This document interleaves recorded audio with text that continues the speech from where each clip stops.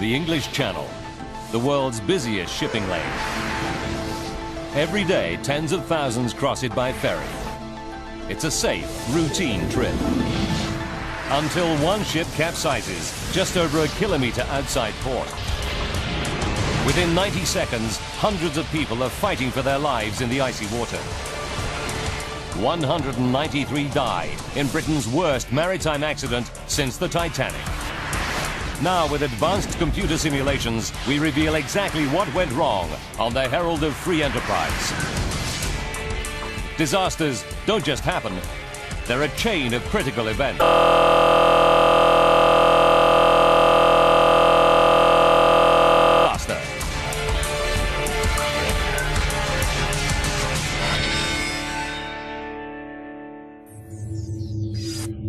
Europe, Belgium, Zeebrugge.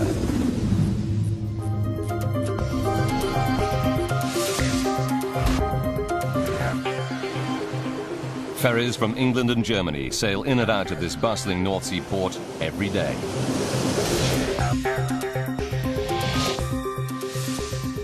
March 6th, 1987, a chilly winter's day. The Herald of Free Enterprise, an 8,000-ton car and passenger ferry owned by the European shipping company Townsend Torrison, arrives from Dover. She's made the 4.5-hour journey across the English Channel safely thousands of times. The Herald is on a tight schedule. She must complete 4 crossings every day. And between each trip, her crew must offload passengers and vehicles, clean the ship, and then reload for the next trip, all in the space of 90 minutes. Today, the Herald is just barely staying on schedule. 4 p.m.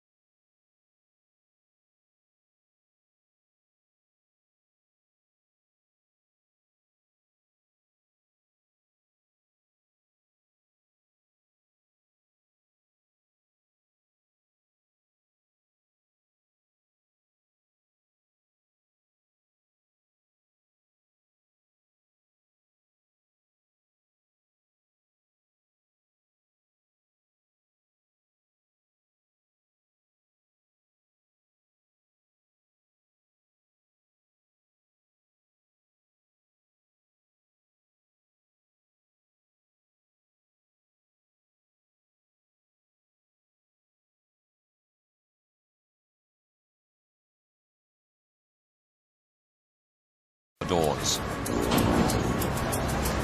A cut-price ticket deal means the ship will be at capacity tonight, and the crew have just 1 hour to complete loading.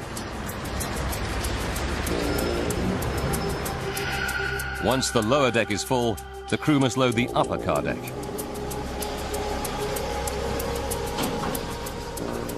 But there's a problem. The loading ramp at Zeebrugge doesn't reach the upper car deck. To reduce the gap, the captain must lower the ship in the water. He does this by pumping seawater into her ballast tanks. After 30 minutes, the ship sits 1 meter lower in the water. Only now can loading of the upper deck begin.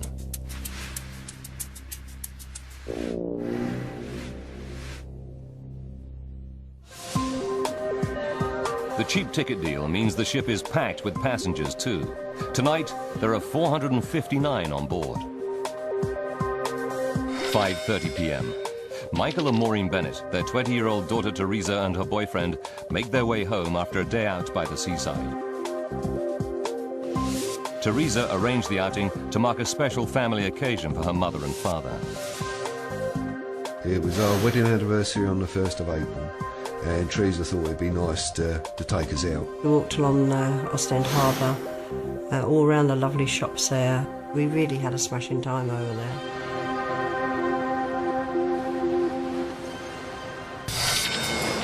"5:45 p.m. 15 minutes to departure.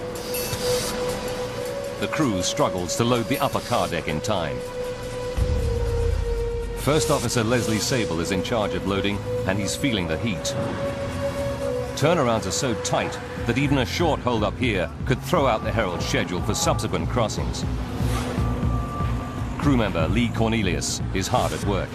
It's always a bit of a rush at the end. Cars turn up just before he's sailing and fill the ship up.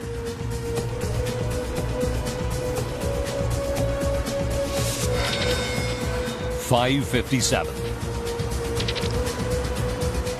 The crew finally finishes loading, but they're too late. The Herald will not depart on schedule tonight. Lee Cornelius places the safety chain across the bow doors. First Officer Sable tells Captain Lurie that loading is complete. Okay, loading complete. Copy that. Then he heads for his position on the bridge. Stations, all stations. Herald of Free Enterprise is about to leave the harbour, proceeding outwards. The announcement Harbour Stations calls crew members to their posts for departure. Lee Cornelius leaves the car deck to report to his station.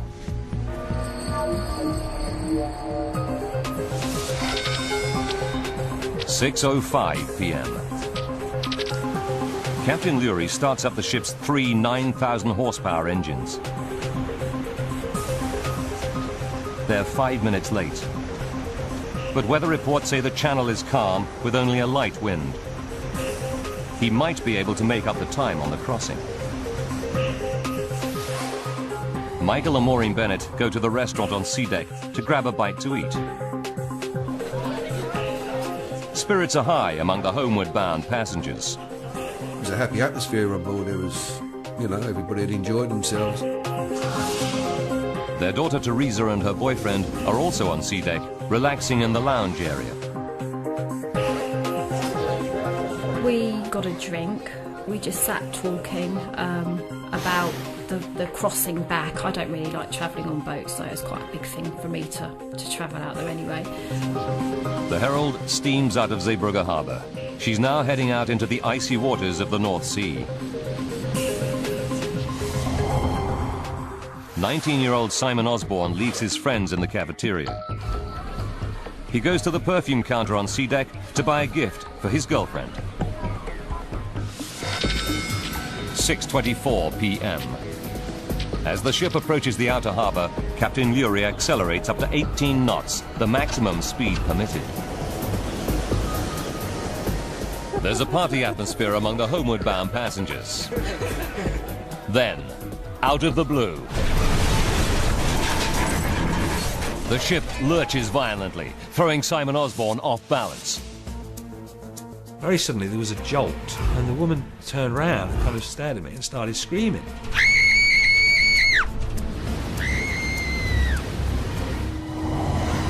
In the cafeteria, people think nothing of it. Government worker Michael Reynolds recalls the scene.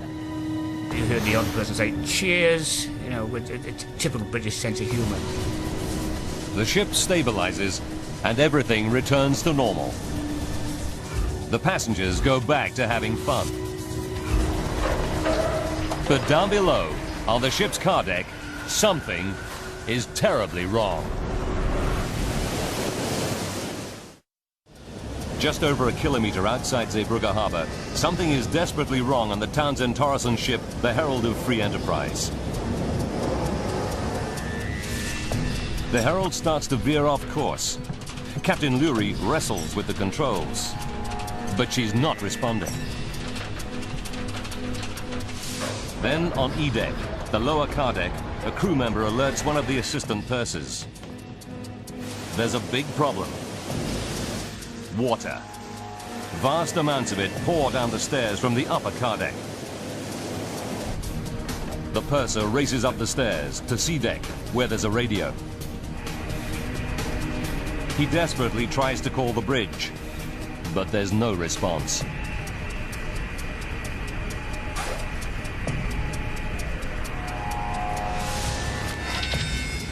(6:28 p.m.) Now, a massive jolt. This time the ship tilts a full 30 degrees to the left. Before Captain Leary can issue a mayday call, the tilting ship throws him to the floor. The fall knocks him unconscious. As the ship tilts, English couple Michael and Maureen Bennett struggle to hold onto their table in the cabin.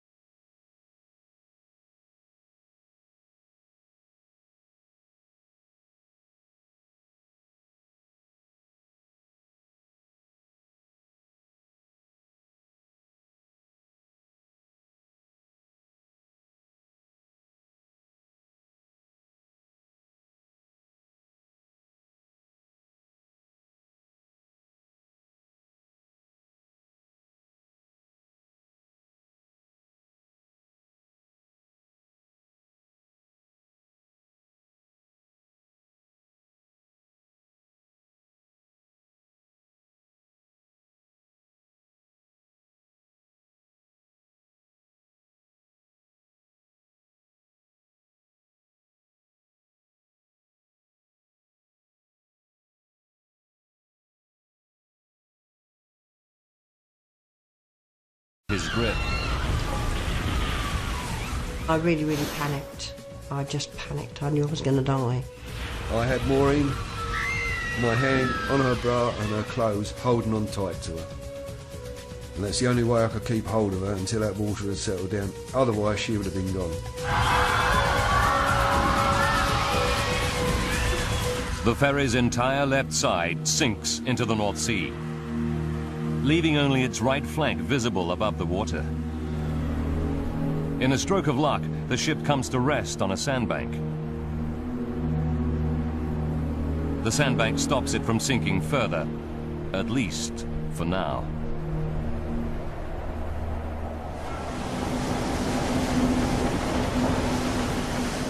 At the edge of the harbour, the Belgian vessel Sanderus dredges the shipping channel. She's about 1 kilometre from the Herald. Her crew sees the bright lights of the Herald flicker and then go out.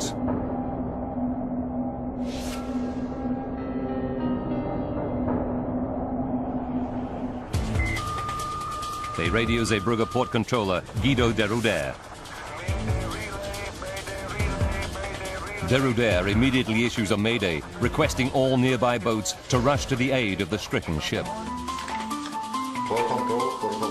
Andre Papp is the skipper of the tugboat Seahorse. As soon as he receives the port controller's call, he and his crew rush to the ferry.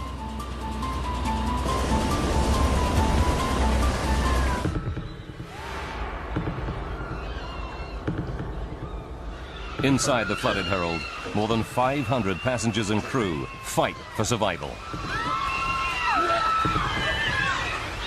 A dazed Michael Bennett struggles to keep his wife Maureen afloat in the freezing water.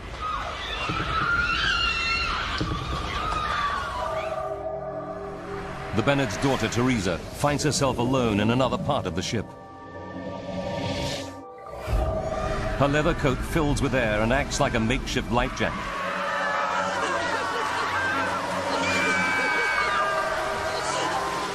But now, people struggling in the water below her try to grab her to stay afloat. You could feel people holding onto your coat, holding onto your trousers, and literally trying to climb over you. One of the worst things is you've got someone holding onto you and then all of a sudden it's gone.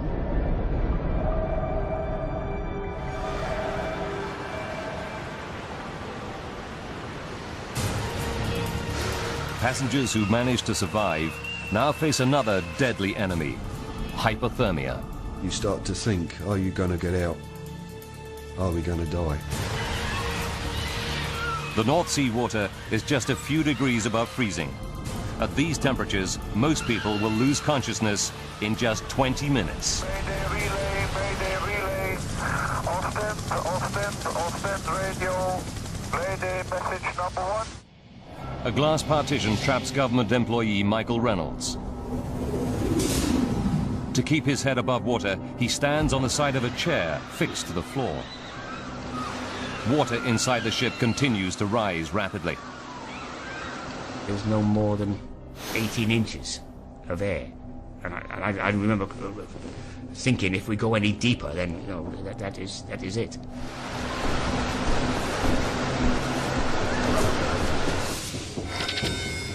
"6:40 p.m. 12 minutes since the Herald keeled over. The rescue tugboat Seahorse nears the 8,000-ton ship. The tugboat crew break windows to get to the panicking passengers trapped below. 6:43, 15 minutes since the capsize. The water levels finally stabilize.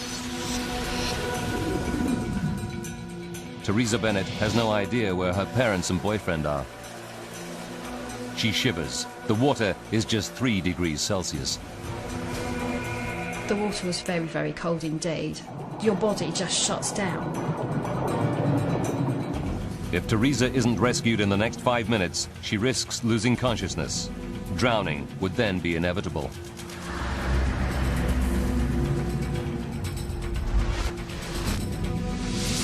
Towards the stern of the ship, Teresa's parents also struggle against the cold.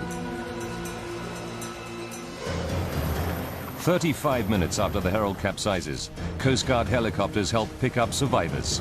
Rescue ships continue to arrive. Local divers turn up to offer help. It's extremely dangerous to dive inside an unstable ship, but they know they are the survivors' only chance. Belgian Piet Lagaste is a diver from a local salvage company. He makes his way through floating bodies and debris, calling out to people in the darkened ship.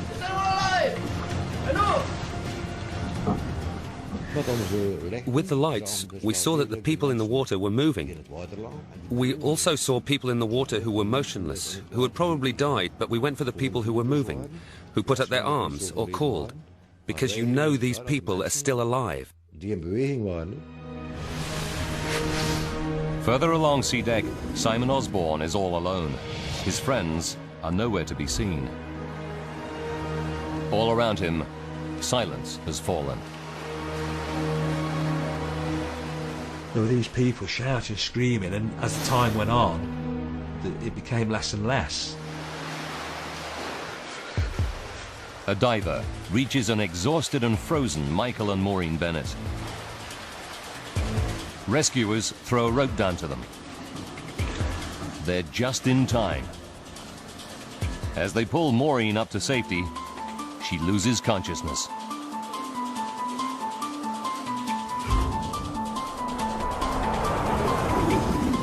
Michael Reynolds is trapped behind a glass partition. He hears rescuers in the distance, but they can't see him. And then, a glimmer of hope. A rescuer appears on the other side of the glass. And he threw himself onto the glass a few times, and eventually the glass shattered.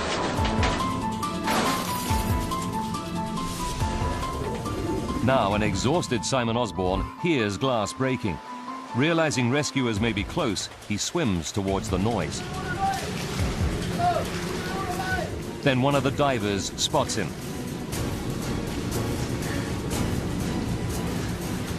It was on being pulled out of the ferry that I kind of let go, and it's a dreadful state of shock, you know. I was in deep, deep shock.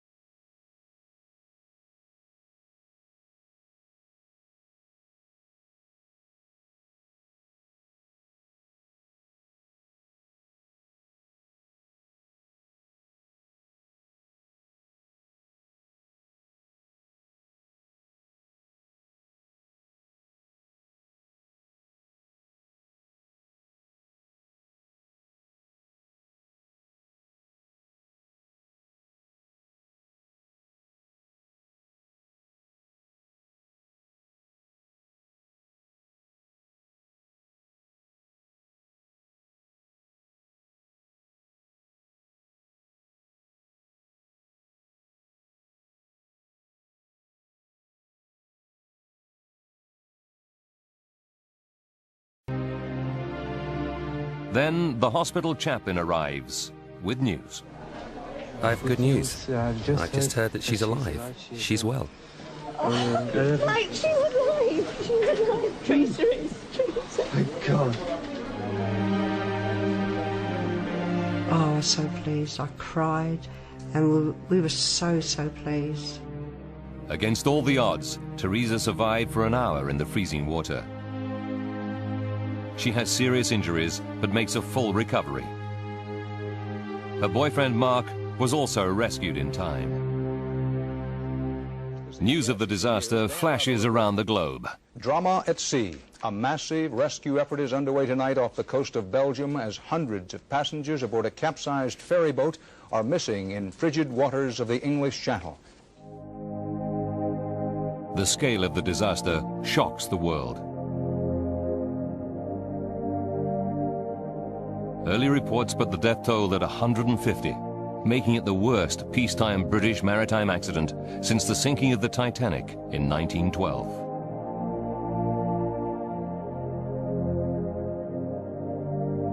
As dawn breaks, stories emerge of miraculous survival and heroic actions by passengers and crew.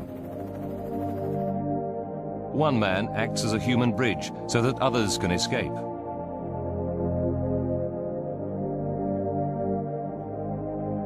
A truck driver rescues a 5-year-old girl whose whole family are lost.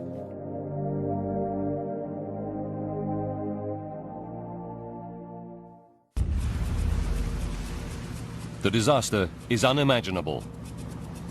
How could a modern 8,000-ton vessel sailing in perfect conditions capsize in only 90 seconds just over a kilometre out of port?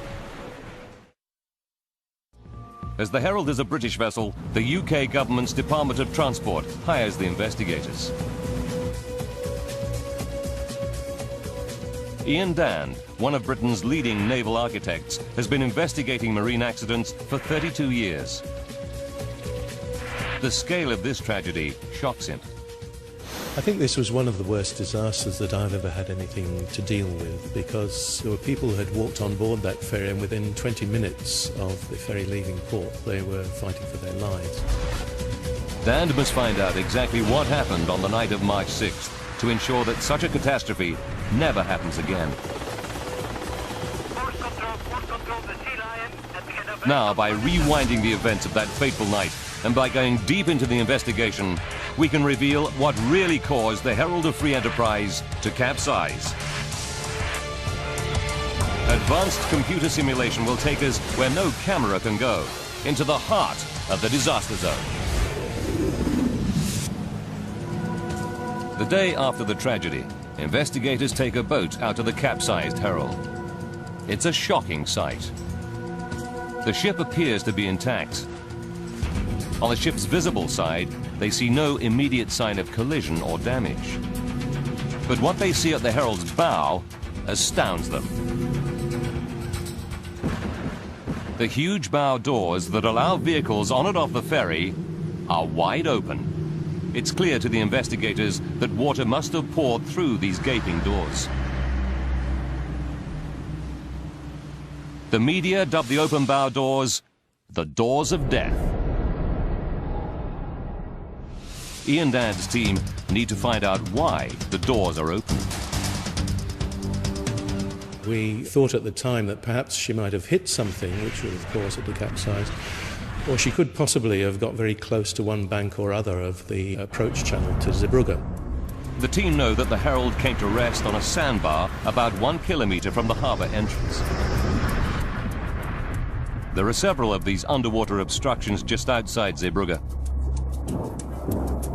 To avoid them, ships follow a marked channel 900 metres wide that port authorities keep clear by constant dredging.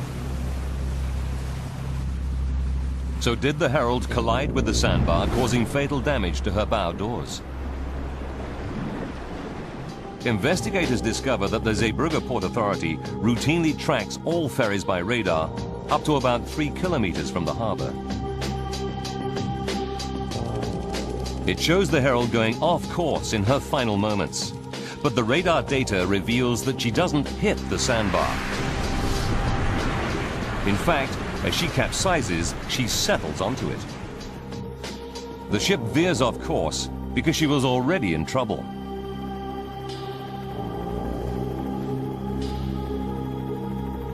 The sandbar is not her nemesis, but her savior. It stops the ship turning turtle, saving many lives. Investigators realize the theory that the bow doors were damaged by a collision is a dead end. Herald of Free Enterprise. They interview Port Authority personnel on duty the night of the disaster. It gives them a new lead. Port Controller Guido de Ruder relates a strange report he received from the captain of the dredger Sanderos 20 minutes after the Herald left port. He told me that he could see lights, and he thought that the bow doors were still open, that he could see cars and trucks through the bow doors. It's staggering news. It appears to investigators that the Herald actually left port and set out to sea without closing her bow doors. How could this happen? To find out, they question surviving crew members who worked on the car deck that night.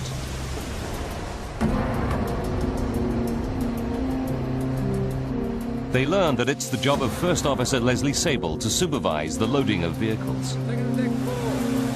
It's also his responsibility to get the Herald loaded swiftly so that it can depart on time. If he fails, he could be reprimanded by his bosses. It was such a difficult market to make a lot of money in, and of course one got commercial success by turning the vessels around very quickly. 30 minutes to disaster. The team discover that tonight Sable is under pressure. The cheap ticket deal means the car deck will be full.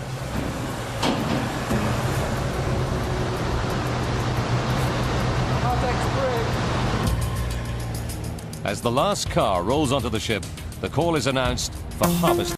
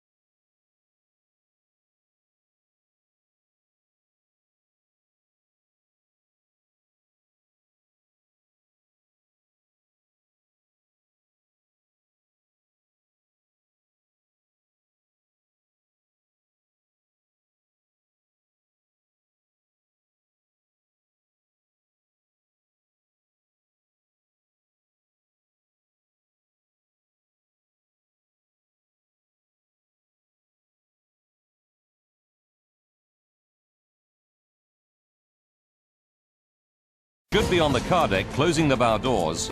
Mark Stanley is still asleep in his cabin. He took a nap after the ship docked in Zeebrugge, but slept through the call for harbour stations. The Enterprise is about to leave the harbour. Proceeding.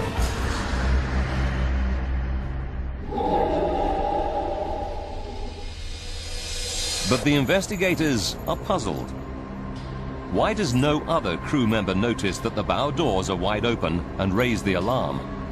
They learn that who closes the doors and when is a hit-and-miss affair, as crew member Lee Cornelius recalls. Sometimes when we left and completed loading, one of the guys on the main deck would shut the bow doors. But that night we didn't. We just left them open and expected Mark to come and shut them when we'd finished. The bow doors are left open because the assistant bosun is asleep, and on this night, no one else does the job for him. The investigators find that there is no fail-safe system for closing the bow doors. Although it's Mark Stanley's job to shut them, it should be double-checked by First Officer Leslie Sable. But in the race to stay on schedule, it was normal practice for the First Officer to leave the car deck before the doors were closed. The officer who was to have done this checking had to also at that time be on the bridge, so he had to be in two places at once, which of course was impossible. Dan and his team discover another major flaw in the system. The captain cannot easily see the bow doors from the bridge. So unless a crew member tells him otherwise, he automatically assumes they are closed.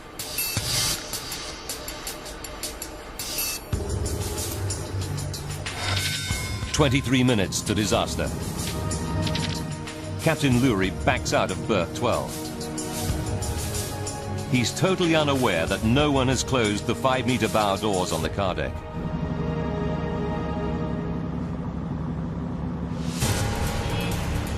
It's clear to investigators that a combination of human error and poor systems causes the Herald to sail with her bow doors open. But this shocking discovery still doesn't solve the mystery of the Herald's capsize. One of the big puzzles was how so much water could get onto the vehicle deck when it was 10, 11 feet above the calm sea level.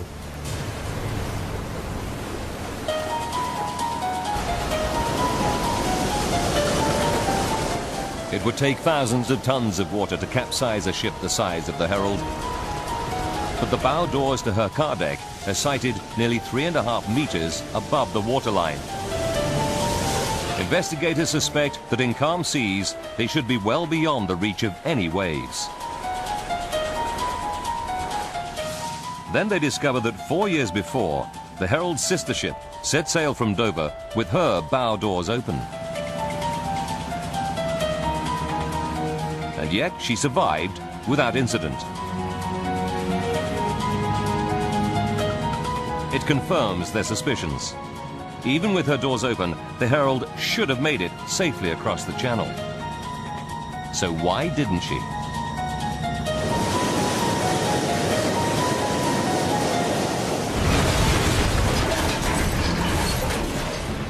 Investigator Ian Dand starts to explore what could reduce the clearance between bow doors and waterline. He discovers that the short loading ramp at Zeebrugge causes a problem. It's not long enough to reach the Herald's upper car deck. So Captain Lurie must fill a ballast tank in the bow with seawater to lower the Herald to the right level.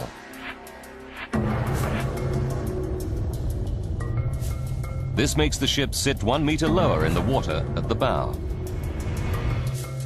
The operation reduces the clearance between bow doors and waterline to 2.5 meters.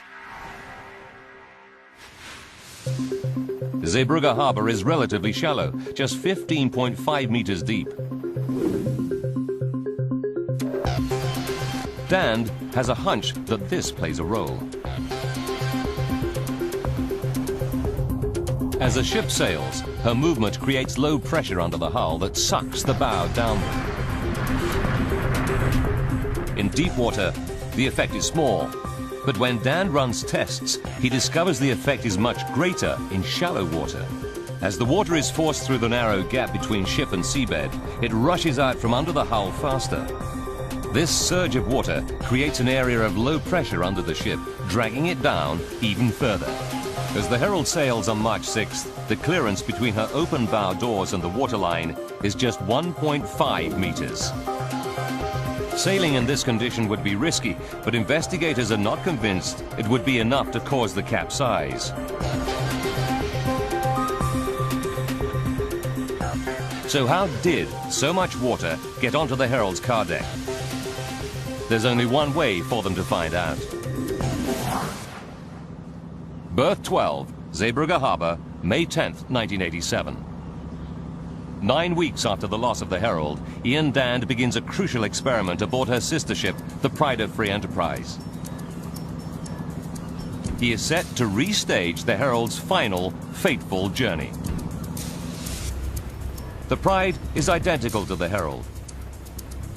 She's weighted with the same amount of ballast. The weather and tidal conditions are the same. The Pride maneuvers through Zeebrugge Harbour at a normal departure speed of 10 to 15 knots. Her bow doors stand 1.5 meters clear of the waterline, just like the Herald. As she sails, she creates a wave at the bow, but it breaks well below the bow doors. Next, Dan wants to see how high the bow wave gets as the ship accelerates. A bank of video cameras capture the wave from every angle.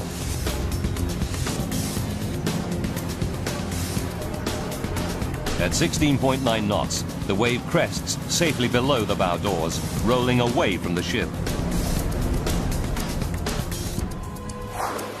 Then, Dan instructs the skipper to increase the speed. The ship is now sailing at 17.4 knots. The acceleration has an immediate effect. Not only does the bow wave increase, but it also changes direction. Instead of rolling forwards, the wave splashes back, up, towards the bow doors. Compelling, but not conclusive. The wave is only 2.5 meters, still not big enough to flood the car deck. Dan believes the Herald was sailing faster when she left port. He ups the speed half a knot to 18 knots, the maximum permitted speed.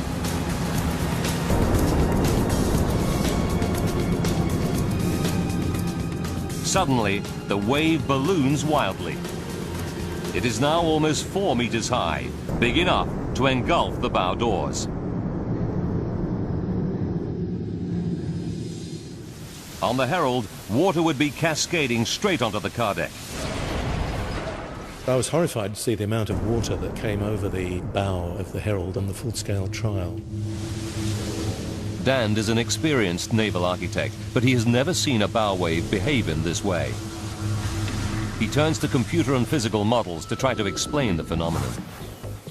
And he finds that once again, the shallow waters of Zeebrugge's harbour hold the key. Like all ships, the Herald throws up a bigger bow wave in shallow water than she does in deep water. It's called shallow water effect. The effect gradually becomes greater as the ship increases her speed. But the models confirm that when the Herald reaches 18 knots, it triggers a step change. There is a huge leap in the size of the bow wave.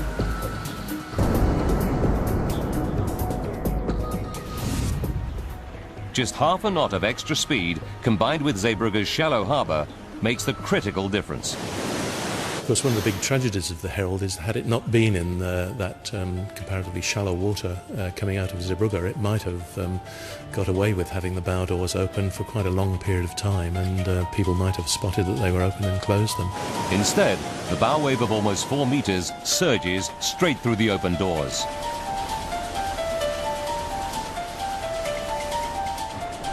Dan calculates that 2,000 tons of water flood onto the Herald's car deck in about 30 seconds. Even this much water shouldn't sink such a large ship. What is the fatal weakness in the Herald's design that makes her capsize in just 90 seconds? Investigator Ian Dand has proved that 2,000 tons of water flooded onto the Herald's car deck. He knows that even this much water shouldn't be enough to sink a large ship. That's because traditionally, ships are divided into watertight compartments below the waterline. But the Herald's design is different. She has a huge open car deck with no dividing walls, so vehicles can easily drive on and off. It allows quick turnarounds at port in what is a highly competitive market. But the Herald's greatest commercial strength ends up being her downfall.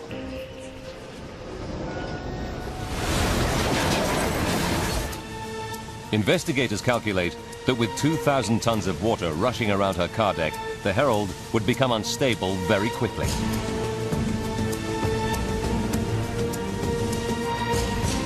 As the Herald sails, she naturally rocks from side to side. The water surges to the lowest point, making the ship tilt. At first, the ship's huge buoyancy allows her to recover. Water is rather an unstable entity and would rush to one side or the other of the vehicle deck, acting like a sort of pendulum, if you like. With each swing, the water surges more violently, causing the ship to tilt more steeply. Eventually, the ship reaches a point where she's unable to recover.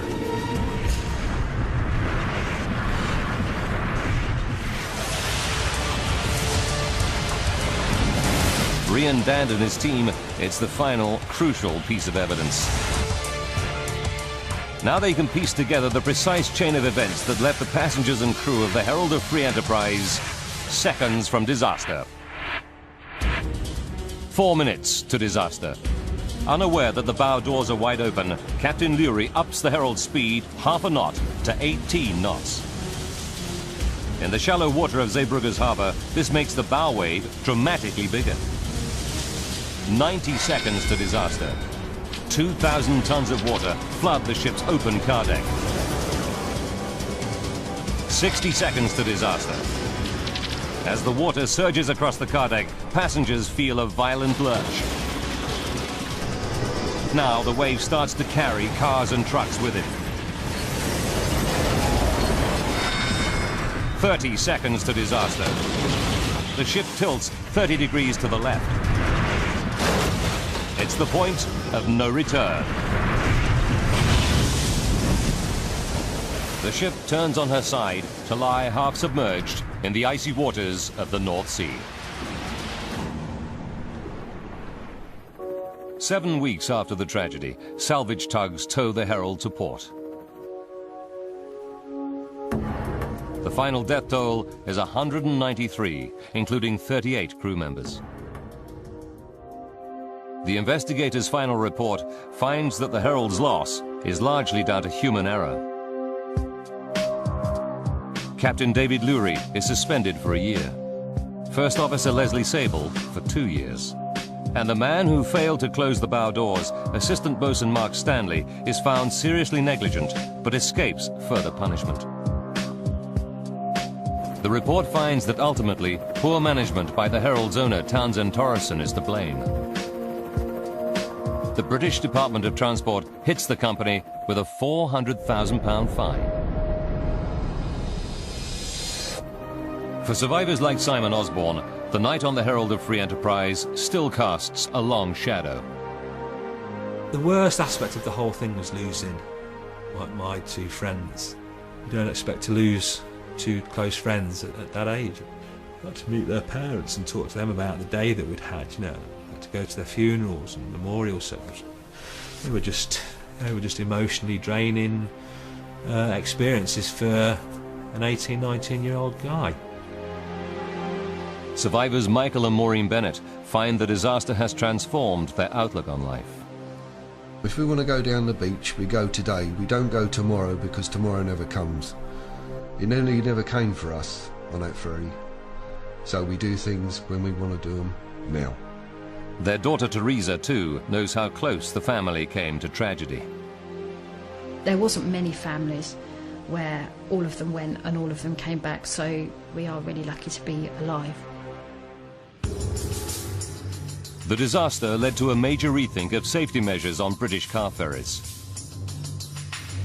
Closed-circuit TV cameras now allow captains to see the bow doors from the bridge.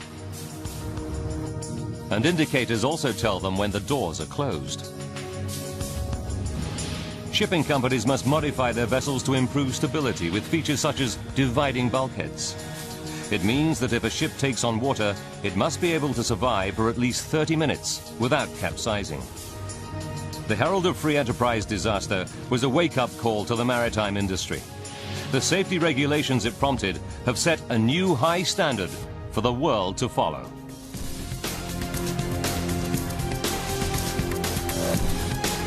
Seconds from Disaster returns at the same time tomorrow. After the break, we examine the legacy of the Japanese attack on Pearl Harbor.